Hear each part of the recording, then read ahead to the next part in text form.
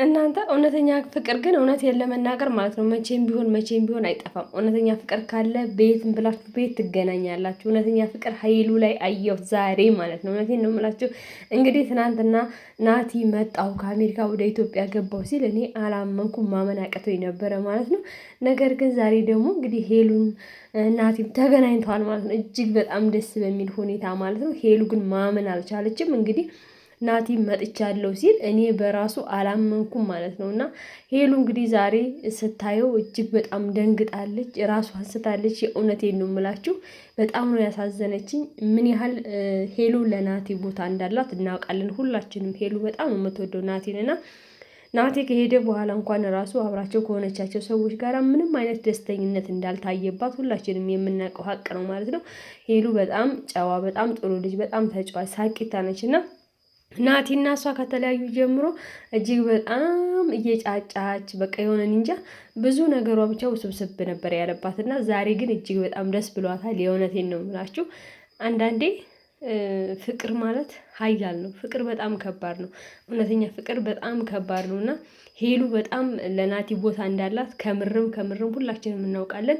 ይበልጥ ደግሞ ስታየው በጣም ነው የደነገጠችው። እንኳን ሄሉ ራሷ ሰላም በራሱ በጣም ደንግጣለች። ማመን አልቻለችም የሄሉን በቃ እንጂ አኳኋን ማለት ነው እና በጣም ነው የገረመኝ። እንኳን ተገናኛችሁ፣ እንኳን ለዚህ ያበቃችሁ።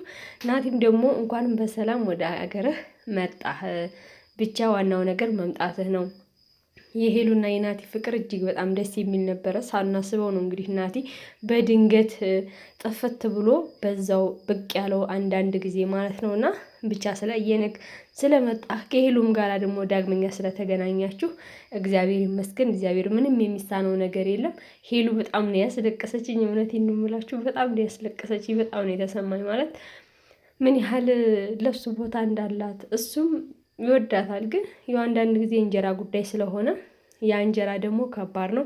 አንዳንድ የምትገቡበት የምትሄዱበት ስጠፋችሁ ሌላ ውሳኔ ትወስናላችሁና ናቲም እንግዲህ በውሳኔህም ደስተኛም ሆነ አትሆንም አንተ ራስህ ነው የምታውቀው። ግን ዳግመኛ ስለተገናኛችሁ እጅግ በጣም በጣም በጣም ነው ደስ ያለኝ። እኔ እውነቴን ነው የምላችሁ። ብቻ ሁላችሁንም ወዳችኋለሁ፣ አክብራችኋለሁ። ላይክ ግን ሰብስክራይብም አድርጉ። በተለይ ላይክ እና ቪዲዮን ትንሽ ማየት አትርሱ እላችኋለሁኝ።